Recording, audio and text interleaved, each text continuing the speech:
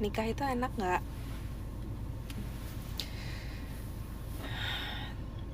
Tarik napas dulu panjang-panjang ya. Aduh. Kalau buat gue sih itu kayak suatu improvement ya. Jadi kalau kita hidup itu memang ada tahapannya. Nikah itu adalah kayak suatu pencapaian, salah satu pencapaian lagi, satu tingkat lebih dewasa, satu tingkat untuk belajar memahami orang lain, satu tingkat untuk mengurangi keegoisan kita, satu tingkat untuk belajar sabar, satu tingkat untuk belajar ngalah ya. Kalau kalian lihat di medsos tuh, istri kayaknya gini banget ya, tinggi banget gitu kayaknya.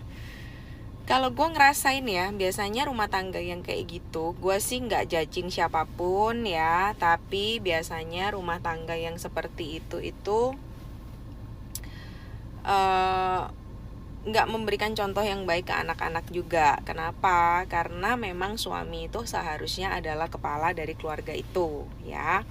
Jadi kalau istrinya terlalu di atas segala macam, suaminya harus nurut, nggak bisa berkutik, duit dipegang semua, nggak boleh main, nggak boleh ini, nggak boleh itu, dan segala macamnya. Memang lucu, kita lihatnya di medsos memang lucu.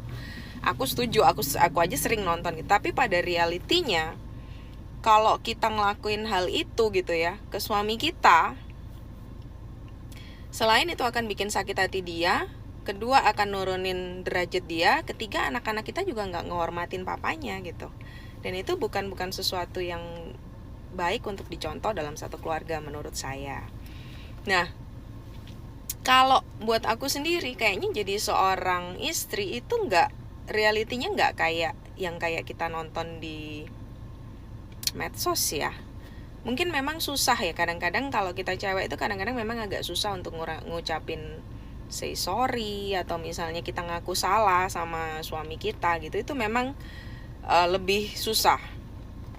Tetapi banyak juga hal-hal yang kita harus telan pahit dalam-dalam supaya untuk nggak memecah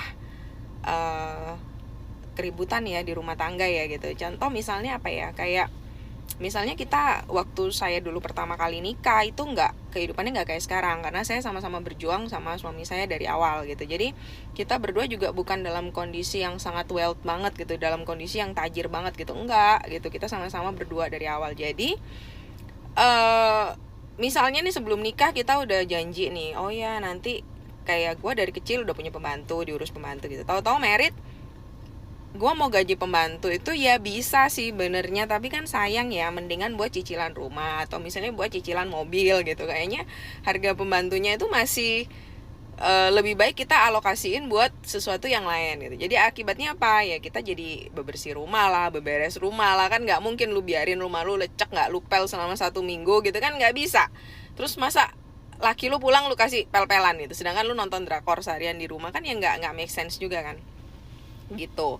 Kalaupun kita sama-sama kerja, kadang-kadang capek, itu mau nggak mau tuh kalau udah jadi istri itu kayaknya tanggung jawab terhadap rumah, terhadap anak itu lebih tinggi gitu. Jadi nggak bisa kayak gue nggak peduli lah, kan gue udah cari duit buat buat rumah tangga gitu. Jadi gue nggak peduli, udah aja biarin anak gimana gitu, udah aja biarin rumahnya kotor gitu. Kayaknya nggak mungkin deh. Kayaknya lebih kayak rempong gitu ya, lebih kayak ribet gitu. Aduh, kayaknya udahlah mending gue bersihin sendiri gitu, kayak gitu. Jadi ada beberapa yang memang kita harus telan. Terus kadang-kadang memang suami itu ada ego-ego tertentu yang mereka itu memang keluar ya pada saat pernikahan itu, yang mungkin tadinya nggak kelihatan, tapi pada saat tadinya mungkin pas pacaran tuh ya dia ngalah iya gitu, tapi pada saat pernikahan itu egonya lebih keluar.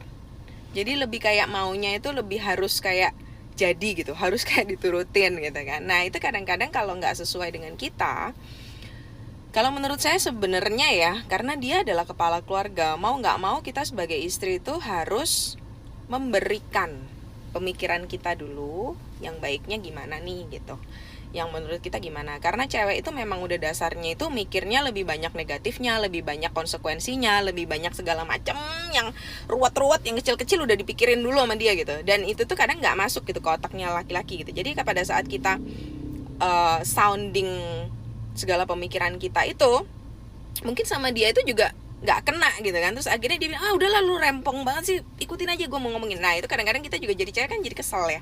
Nah kayak gitu-gitunya gitu. Kalau lu pacaran gampang gitu, kalau begitu dia kayak gitu, ah udahlah putus aja, udahan aja gitu.